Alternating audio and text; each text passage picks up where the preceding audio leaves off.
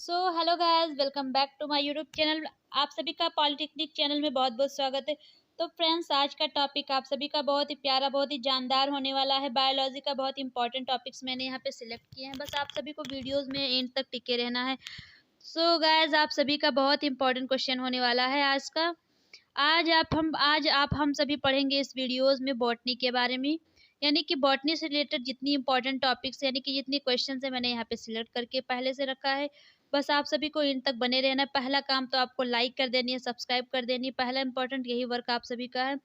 आपके एक लाइक से हमारा उत्साह बढ़ता है और मजा आता है पढ़ाने में। तो फ्रेंड्स, आइए आपका ज़्यादा समय ना लेते हो, अपने टॉपिक की तरफ बढ़ते हैं।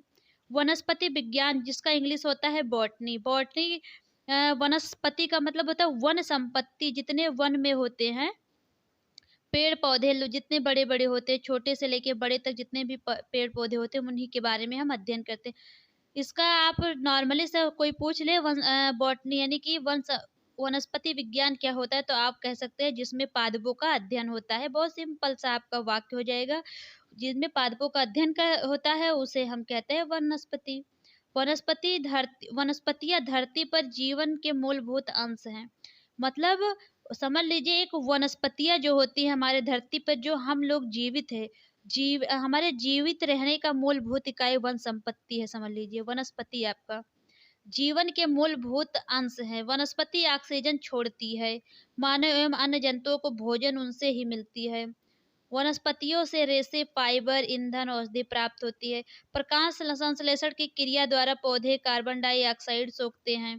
पेड़ों से इमारती लकड़ियां व अन्य संरचनाओं के निर्माण के लिए लकड़ी मिलते। तो आप सभी को पता चल गया होगा कितनी इम्पोर्टेंट होती है वनस्पति हमारे लिए। उन्हीं से हम ऑक्सीजन लेते हैं और वो हमारे एक मूलभूत इकाई का अंश भी है। और जीव जंतुओं को भोजन भी ग्रहण करवाती है। और ऐसे ही क्या नाम है, बहुत कुछ हमें इससे भी, हमारे बड़े बड़े क्या नाम है इमारतें इन्हीं से बनती है। एक एक लकड़ियों के जितने भी उपयोगी सामान, हमारे घरेलू सामान या चाहे आपकी इमारत में कहीं पर भी लगते हो, सब इसे समझ लीजिए वनस्पतियों से ही होती। ऐसे तमाम प्रकार की चीजें हैं जो हमारे जीवन के लिए बहुत ही लाभदायक है। एक स्ट्रक्चर ले लीजिए, हम इन्हीं सब के बारे में आज अध्ययन करेंगे, जो कि इम्पोर्टेंट बातें यहाँ पे आप सभी के साथ शेयर करेंगे। आपका पहला क्वेश्चन है, सजीव के प्रमुख लक्षण क्या होते हैं? तो सजीव के प्रमुख लक्षण जीव द्रव्य होते हैं। सेकंड क्वेश्चन आपका है, तने में लंबाई तने में लंबाई में वृद्धि कैसे होती है?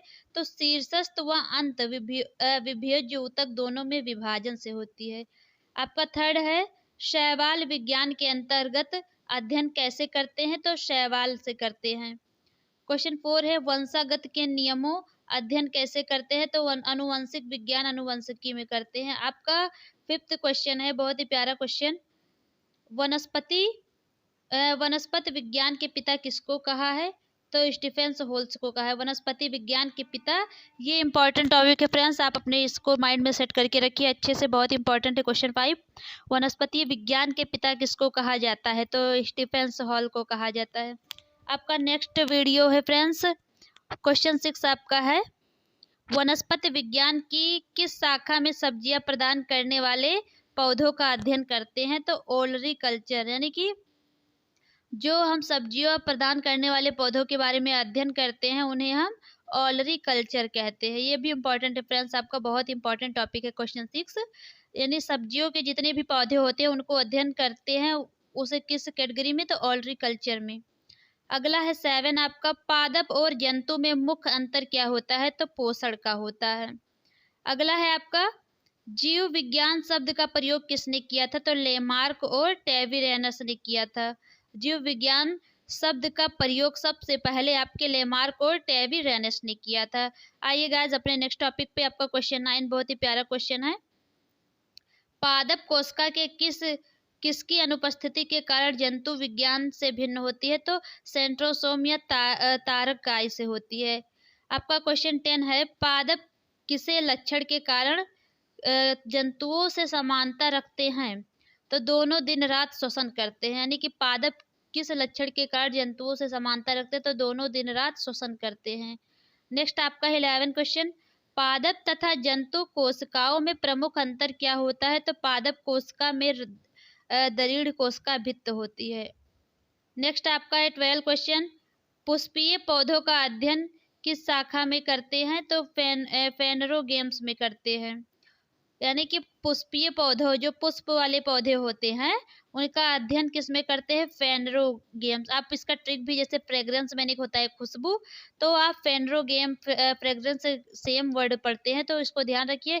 जिसमें पुष्पीय पौधों का अध्ययन करते हैं उनको फेनरोगेम कहते हैं। नेक्स्ट टॉपिक आपका है क्वेश्चन 13, बाह्य जीव विज्ञान के अंतर्गत अध्ययन क्यों करते हैं? यानी कि बाह्य जीव विज्ञान के अंतर्गत अध्ययन क्यों करते हैं? क्योंकि अन्य ग्रह पर जीवन है। आपका क्वेश्चन 14 है, एग्रोइस्टोलॉजी में अध्ययन किसके लिए किया जाता है? घासों के लिए किया जाता है। आपका क्वेश्चन 14 है, क्वेश्चन 14 आपका है, एग्रोइस्टोलॉजी में अध्ययन किसके लिए किया जाता है? तो घासों के लिए। आपका नेक्स्ट टॉपिक है क्वेश्चन 15 आपका कह रहा है, अब तक, आपका क्वेश्चन 15 है, अब तक ज्ञात पादपों के लगभग संख्या कितनी है? कह रहा है कि अब तक पेड़ पौधों, दुनिया में पेड़ पौधों की लगभग संख्या कितनी हो चुकी है? तो कितनी हो चुकी है? 34, 32 एंड 25 हो चुकी है। यानी कि 34,32,025 हो चुकी है। नेक्स्ट आपका क्या है? पादपों की लगभग संख्या कितनी हो चुकी है? तो 34,03,225 हो चुकी है। तो नेक्स्ट आपका है क्वेश्चन 16, वनस्पति विज्ञान की किस शाखा में अच्छी नस्ल तथा अच्छे बीजों का अध्ययन करते हैं? तो पादप प्रजनन विज्ञान के अंतर्गत हम करते हैं। आपका क्वेश्चन 17 है, कौन सा गुण पादपों में नहीं पाया जाता है? तो इसका आंसर है, कौन सा गुण पादपों में नहीं पाया जाता? तो उत्सर्जित तंत्र में नहीं पाया जाता।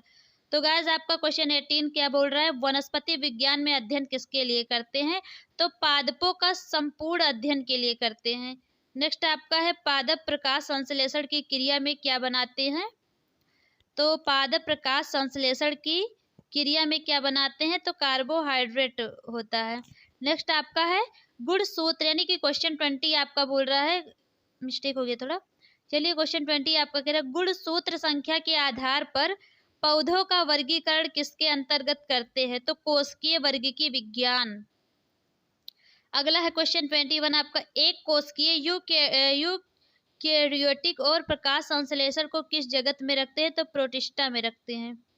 क्वेश्चन 22 आपका है, हिटेकर ने 5 जगत वर्गीकरण को किस क्रम में वर्गीकृत किया है? तो मोनेरा, प्रोटिस्टा, कवक, प्लांटी और एनेमेलिया में। मतलब हिटेकर ने 5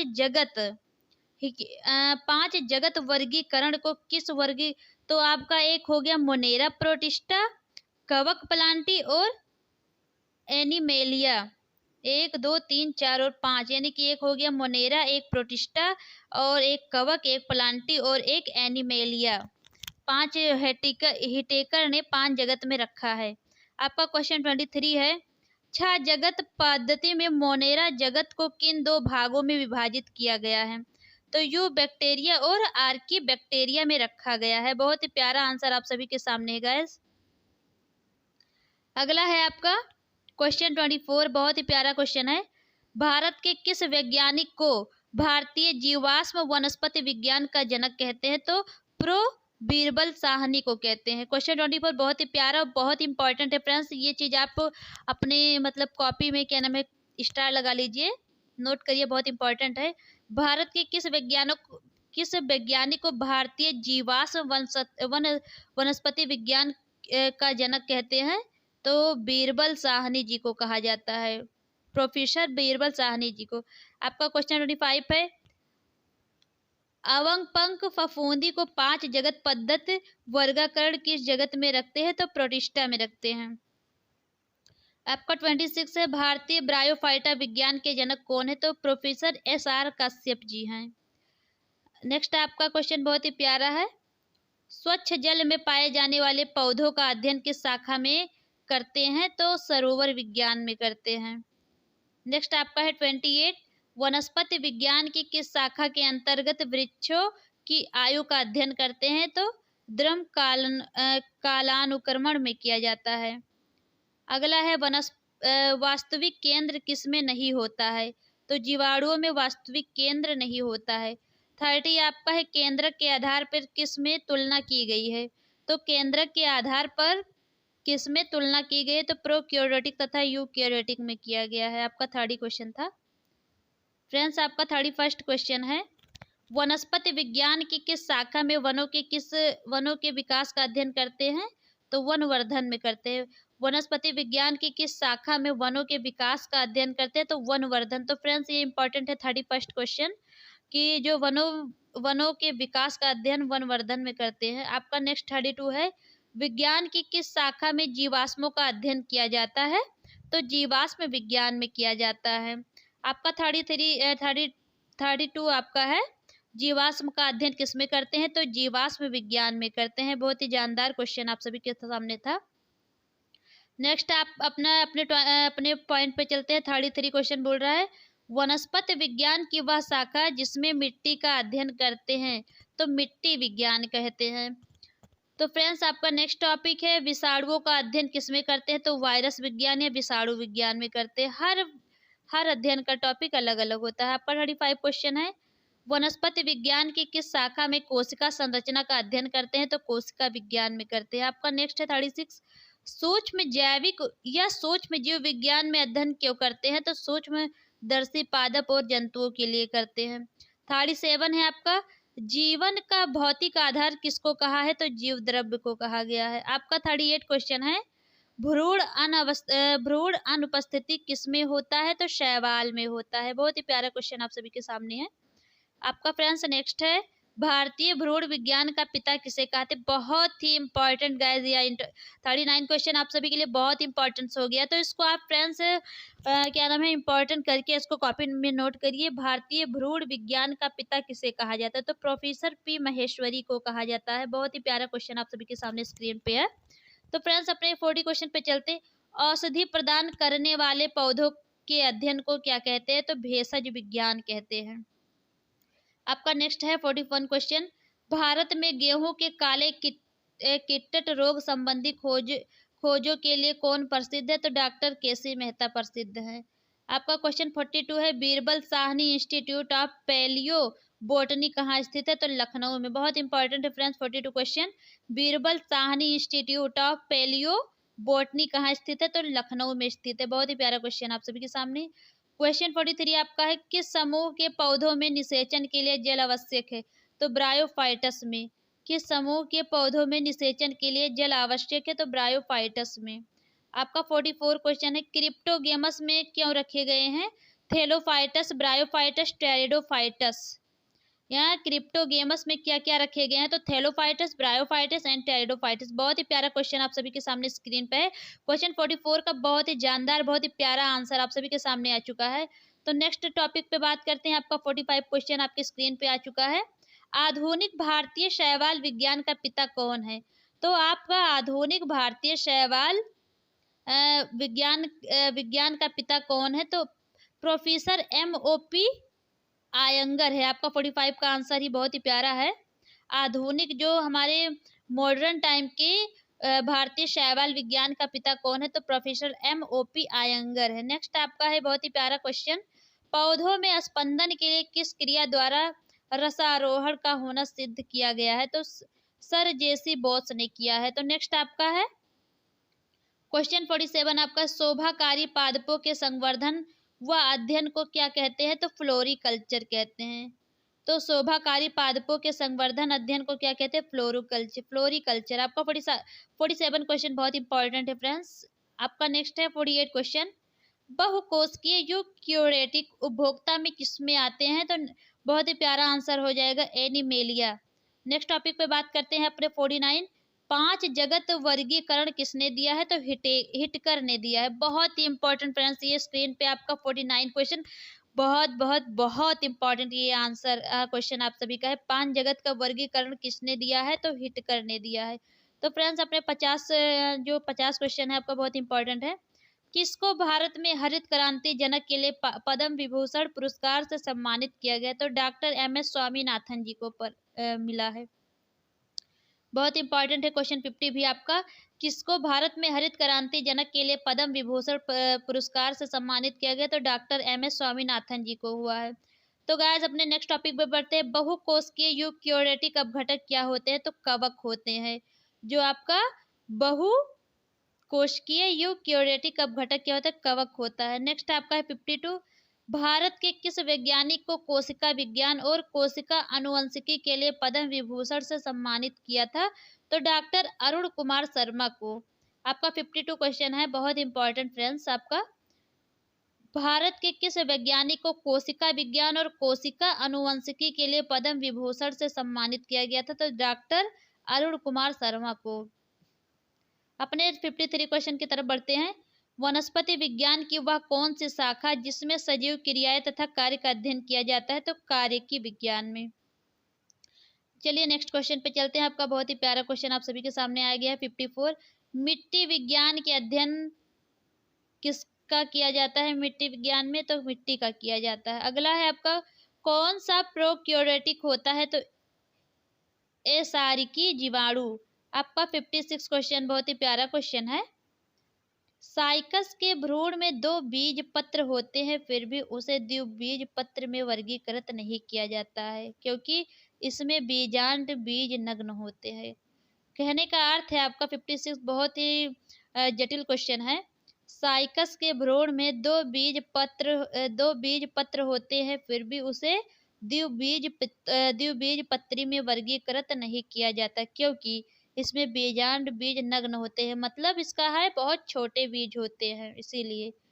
नेक्स्ट आपका 57 टॉपिक पे बात करते हैं। बहुत ही प्यारा आपके स्क्रीन पे 57 का क्वेश्चन है, जो कि है आपका क्वेश्चन, टेरिडोफाइटा समूह को किसकी उपस्थिति के कारण ब्रायोफाइटा से विभेदित किया जा सकता है?